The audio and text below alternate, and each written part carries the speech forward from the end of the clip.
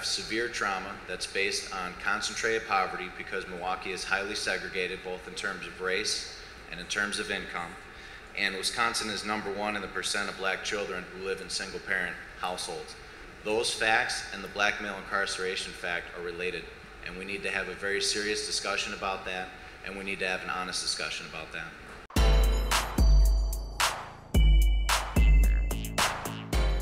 Good evening, welcome to a special edition of Black Nouveau. I'm Joanne Williams. Tonight we conclude our 6-month discussion of Wisconsin's high incarceration rate of African American males. Recently, hundreds of citizens joined us and our partner, WUWM-Milwaukee Public Radio, at a town hall meeting to discuss solutions. We'll bring you excerpts from that discussion and talk about strategies to lower the numbers. But we begin with a clip from BBC producer Fran Strasser that explains the problem.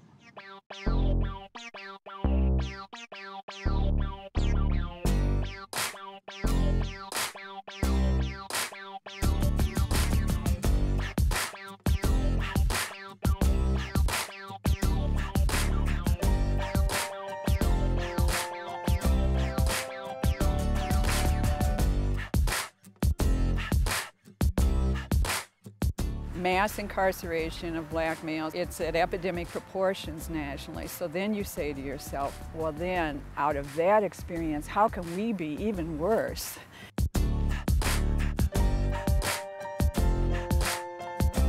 We have a very young African American population in Milwaukee and Wisconsin, third youngest of the 50 largest metro areas. We looked at the entire county, and we found that over half of the African American men in the county in their 30s had been or were currently in state prison. Most of my friends are incarcerated or in jail. Yeah, I'm the only one that's even here. I used to sell drugs on the street and stuff, and it was where sometimes I got caught by the police.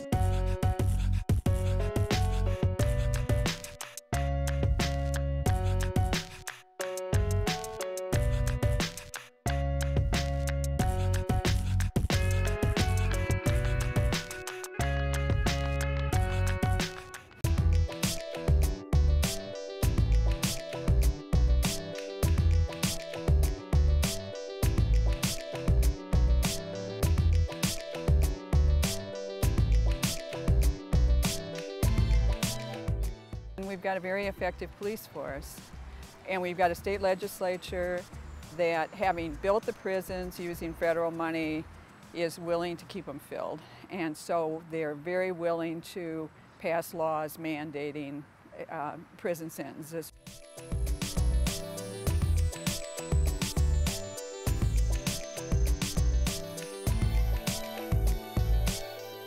If you ask us to suppress crime, and in the course of suppressing violent crime or encountering people with drugs on them, we're going to end up making more arrests in those places for drugs than we might other places that aren't characterized by high rates of violence.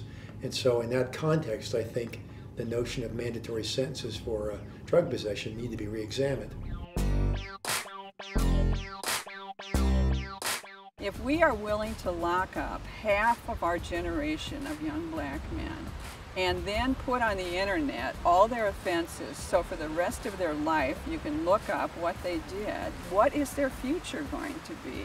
I have people that'll come in and be like, I will work for minimum wage, you know, I just want to work. But they won't open the door, you know. It's hard, man, it's hard. It comes to that point where it says like, well, what choice do I have? I can't get a job, so, but knowing that I have to keep thinking positive, I can't really give up. The town hall meeting was held at the Central Library downtown. 2 panels of experts joined with citizens to discuss ways to solve the problem. The old practice is just simply warehousing people, putting them in jail or in a correctional facility and not providing them any opportunity to improve themselves while they're in custody doesn't work. It's been done in the past, and the results are where we are today. One of the things we've done since I've taken over the House of Corrections, we've brought back educational programming. We've brought back a community work crews. I live in that zip code, 53216, 209, 206, and 212. There are no skateboard parks, there's no roller skating rinks, there's no ice skating rinks in the wintertime, there's no bowling alleys, there's no dance halls, and there's no activities for these young people. That's how we're failing them. Two of the folks who were on that panel join us now, State Senator Nikiya Harris and State Representative Ron Hutton. Quite a statement he made about nothing for kids to do. Is that true? Do you think there is no outlet for young people in Milwaukee? I believe that we have a lot of programs in Milwaukee for young people. I think access is the problem for parents, and oftentimes, I remember when I was raising my younger siblings, I would start in January looking for programs, particularly pre-college programs, and I would have to search, dig for that information. And mind you, I worked in the College of Health Sciences, and I was a pre-college coordinator, and I still had to dig. I think those programs are just not readily accessible to parents where they know that their child has an opportunity over the summer to be engaged in some type of extracurricular or job program. Both of you were great participants on the panel. Rob, do you think the panel was just all talk, or can there be some action coming out of that discussion? Sure. Well, hopefully we can all agree that we hope it wasn't just talk, because I think we're behind that stage. There's been plenty of talk over the years on this issue. In fact, I was just with some gentlemen from Pastors United this morning talking about the fact that we've all had a lot of talk about this, and the fact that they themselves are looking to provide a collaborative effort in the city amongst a lot of the lay pastors looking at what action actually needs to happen. And I think that will permeate not only in our communities, but also in the state legislature. I think discussions that individuals like Senator Harris and I and many others in the both houses are having are about what is working and what do we need to continue to focus on, so we can look at legislation that's meaningful and effective and hopefully look back 10 years from now and say we've made a real impact. You had some legislation introduced a while ago. What happened to that? Well, the racial impact statement was introduced in the Senate this past session, and unfortunately it did not gain any traction. I did talk to some of my colleagues hoping that they will see the importance of using this particular legislation to do a study that will show the impact that any new criminal law or existing law that will be modified can be give an impact statement can be produced so that individuals, we can see that impact, because we know that a lot of the laws fall disproportionately on communities of color, and this legislation will prevent that from happening. Well, the legislation would be good if eventually it comes to pass. The things that you are working on would be good, but that's way off in Madison. Where does change actually start? Sure. Huge question, right? Something that's probably beyond most of us to be able to answer, but I would argue it starts right in our neighborhoods in the city. You know, when we look at the impact of broken families in our neighborhoods and in our homes, just that alone is such a significant contributor to the issues that we're facing right now. And so again, talking to the gentleman this morning, they understand that most of the answers won't come from Madison. Some hopefully will and some should, but most of the answers need to come from individuals' backyards, individuals' front porches, as we look at what do we do to rebuild the family in the city, be able to look at new opportunities for education, look at opportunities for economic self-sustainability in the city, and that is going to happen in some cases house by house by house, neighborhood by neighborhood, parish by parish, school by school, as we look to really address at the front lines of where this issue is happening. One of the things they talked about is education. Not enough education in the prisons for the inmates, and then the education system on the outside. What can we do to teach young people in the direction that will keep them out of prison? Well, I think it's twofold. Number one, I think we have to ask the question: are we incarcerating those that need to be incarcerated?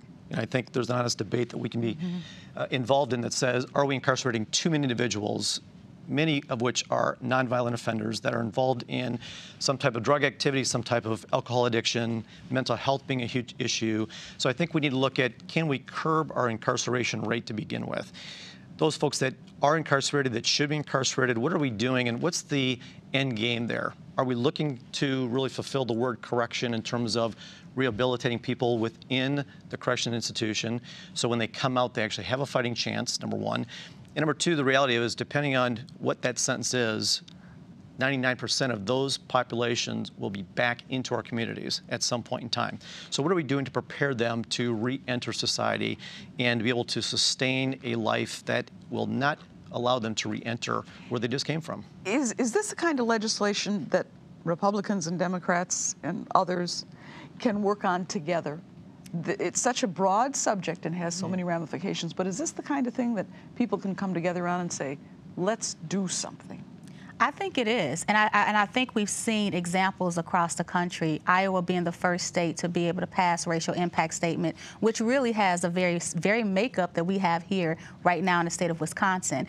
We've seen Connecticut as well as Minnesota implement their own racial impact statement policy without even it going to legislation. So there is some hope that we can work together on this legislation. And I think with Representative Hutton and I and other legislators working together, if we need to make it better, then we're all in to do that. And I think we've seen some of those efforts and some bipartisanship. And I've been really impressed with what I've seen with Representative Hutton and others who really want to reduce our prison system. At the town hall meeting, what surprised you? What issue came up that made you say, hadn't thought about that? There were so many issues, actually. I mean, the crowd was amazing in the issues that they brought forward. I think that, to see their frustration with our system and know that they have family members who are in prison for nonviolent offenses was a real concern. And to hear that the community cry out was very important to me and was an aha moment that we're not just saying this just because, but we have real reason to be fighting this issue and to say, give them a chance. What was your aha moment? I think it's interesting because the gist of the meeting was talking about the incarceration rate, and yet I think to have a holistic part of this discussion, we need to also remember that aside from those who have offended, it's also an issue about those who have been violated and offended themselves, and the innocent families in their community that need to have a voice in this discussion because those are the ones that are living on the front lines of this issue, hunkering down every night with their kids, making sure their kids are not part of a Clark Street shooting issue. That want to see their neighborhood thrive, where they can enjoy being out in the parks, being in the neighborhood with their friends and with their family. And I think they need to be a voice and have a voice as to what do we do with those re-entering our communities and how do we ensure that we can re-assimilate them, give them a fighting chance, but also protect the safety in our communities at the same time. As you both go on and work on the legislation in Madison, we hope that you'll come back and talk with us and let us know how things go. Great. And bring us the message of progress that is happening. I hope we can. In a moment, we'll talk with some community members who have been working to lower the incarceration rate. First, here are some more comments from the town hall meeting. From the point of view of the police department, the single thing we need to do to reduce the levels of incarceration is to reduce the levels of victimization in our most disadvantaged neighborhoods. It all starts at home. We need parents to step up and start parenting again. Now, and this is becoming such an issue now that parents are so ill-regarded to their children that now the foster care system is becoming baby jail. So we need to focus on parenting and race relations, and we can move forward. The kinds of challenges that men who are about to return to their communities face is significant. And I'm afraid that the efforts that oftentimes we toss at those challenges is just not enough. We're joined now by Reverend Joseph Ellwanger from Wisdom, a statewide coalition of faith groups, our L McNeely, chairman of the Chaney Correctional Center's Community Advisory Board, and Lois Quinn, a senior scientist at UWM and the co-author of the study that we've been discussing. Welcome to all of you. What did you think of what you just heard from the town hall meeting? Well, I thought it was, for lack of a better way of putting it, just a little disappointing in that it pointed toward the home as the locus of the difficulty, when in fact, Milwaukee has tremendous problems, all of which are correlated with incarceration. What we're talking about there is, look, we've got tremendous poverty here. For one thing, the black community has the second highest poverty in the nation for metropolitan areas. We've got other kinds of problems. The incarceration problem itself, of course, is one where we're number one in terms of incarcerating black males. Why is that important? That's because it leads to male scarcity. Male scarcity meaning, like here in Milwaukee, it would take about a 40% increase in the number of males between the ages of 20 and 54 to match the number of females between those ages. What does that say? We're going to have an awful lot of single-parent homes. Guess what the best predictor is of homicide and aggravated assault? Is single-parent homes. It's even a better predictor than poverty. These things need to be targeted and addressed, but doesn't that these come, prayer vigils. But those are good too, but we need to attack those social ills that the black community finds itself experiencing. But doesn't that come back to family? Doesn't it come back to family as being the basis, as being the beginning of everything? What do you think, Reverend? Well, we certainly cannot discount the important role of families. The person who is lifting that issue up is a former offender, a young black man who is working with former offenders to help them find jobs. And he's rooted in his community, and he knows that that's an important part of bringing around the change that is absolutely necessary. But to suggest that that is the big silver bullet is where the mistake comes. Or to suggest that adding 120 more people to the police force is the single bullet. If I were to choose any, there's no single bullet, but if I were to choose something that really would make a difference in bringing potential husbands into single-parent families and giving children growing up in the 53206 zip code with a sense of value and purpose, I would say let's invest $100 million in jobs, transitional jobs, real jobs, but jobs that give young men, the 59% of African-American males in the central city of Milwaukee who are unemployed, a chance to make some honest money, bring home some bread to the family, and then the families have a sense of pride, the children have a sense of pride, the fathers have a sense of pride. There are fathers there. Is this what your research found? Is this what you surmised when you looked at the data? We started from the jobs concern. This is the biggest barrier to employment, being an ex-offender with a felony record. And being African American in Milwaukee, frankly, statewide, it's a very difficult area to get sustained family work in. And I agree, I think that's the core. We're spending $500,000 a day to lock up African American men from Milwaukee County alone. $500,000 a day. We're not spending money saying, here are jobs we're going to give you. The mayor announces he'll hire 25 people to fill potholes, and 550 people call for the work. We know there's a desperate need for work, and I guess I would argue the second part is our teenagers. They're the next offenders, or they're the next fathers and family members, and that choice is not theirs alone. That choice depends on whether we as a city and we as a state give them hope, because there are jobs they can do. They can get construction apprenticeships. They can build things. They can get scholarships to school. They're embraced by the educational system. So without that hope, prison becomes the sad, sad reality for the community, and it's a life sentence. And that's very important because she was referencing teenagers.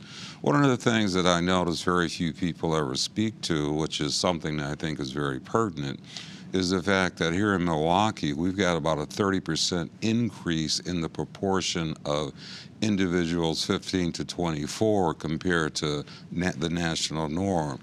Well, the 15 to 24-year-olds are the group that commit the most crimes.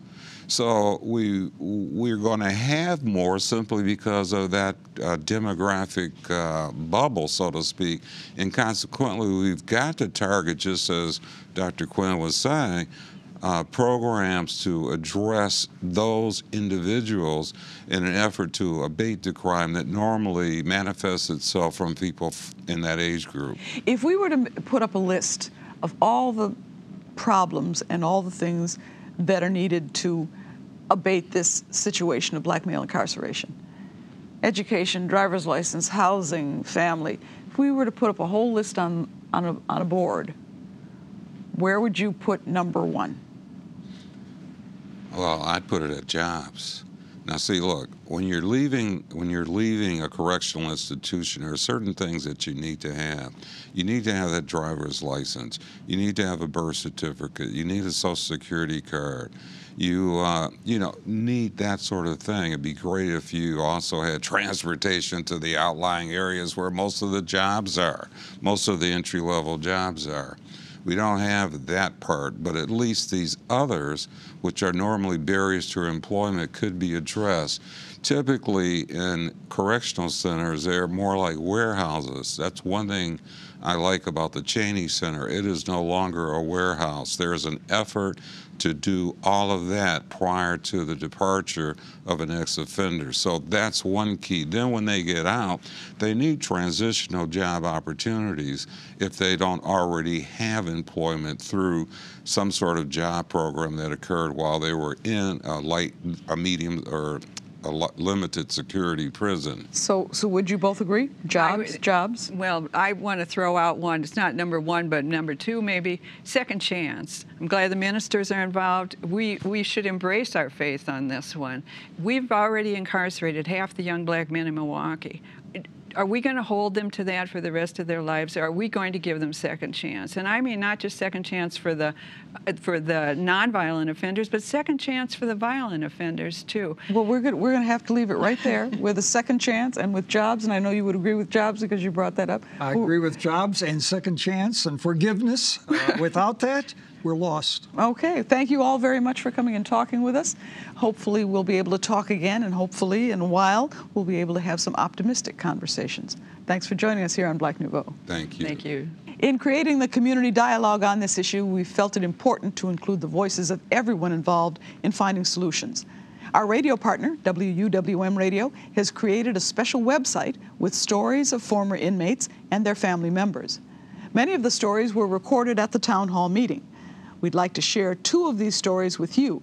It's a former inmate and a mother of an inmate. They're not related. I picked a writer because that's what helped me get through prison. I took a lot of detail into creative thought. I started to change my thinking process. So as I started to change my thinking process, I needed somewhere to output it to. And one of the best and more, what would I say, functional, safe things to do in prison is to write it on paper as opposed to vocalizing it, which everybody wasn't prepared for, maybe even myself wasn't even prepared for. Also engineer because it shows that I had potential. It shows that I had dedication to do something better with myself, and it shows that I was prepared for the world, and the world will be prepared for me. Because he is my son, there is whatever he's done in his life, I will never, never part from him or the crime, because he has to answer for it, and he has answered for it. He was 18 when he committed the crime, and he was labeled as a violent criminal. And since that time, Melvin has went up for parole, and every time he is listed as a violent criminal, each time he goes up for parole. And the things he has done in prison are so many things that I can't understand why he is still labeled as a violent criminal. He is a mentor for young men who come into prison right now at Oak Hill. He mentors all these young men. He's got every kind of award in the prison system that a young man can get. He has gotten his driver's license. He's driven other people to work and had all kinds of chances to run away or to leave or to do anything because he's been out in Kenosha working on his own and going out and coming back. You know, we heard from a lot of different people at the town hall meeting, including the folks we just heard there. What kind of feedback have you gotten at WUWM Radio? We've gotten a lot of feedback, and a lot of really good feedback. People from all walks of life, from musicians to people who actually work with incarcerated people and recent ex-offenders, to people who really seemingly have no connection to the issue and really haven't known much about the issue. They've all talked about really what an enormous education this has been over the 6 or 7 or 8 months of the series. I even had a man ask me for the names of some of the panelists because his community organization wants to hear more from them. So I think we've done a service in that respect. I hope so. What surprised you about Project Milwaukee?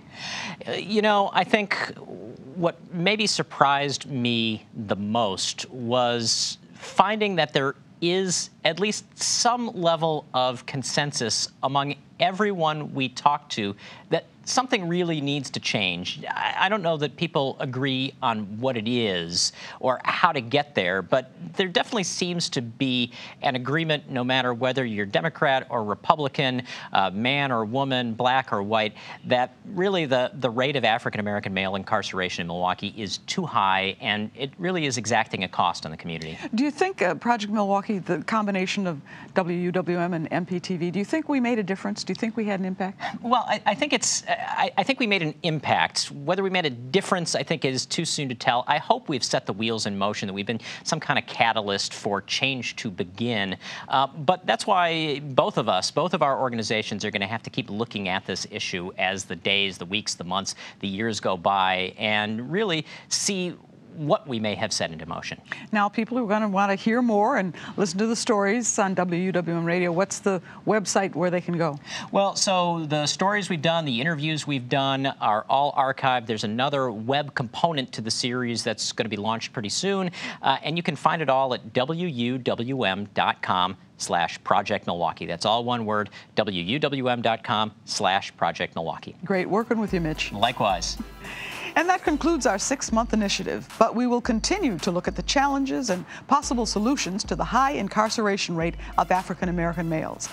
Our website lists all of the MPTV programs that explore this issue, as well as some community resources. Click on the Black Men in Prison icon at www.mptv.org. And that's our program for this week. For Black Nouveau, I'm Joanne Williams.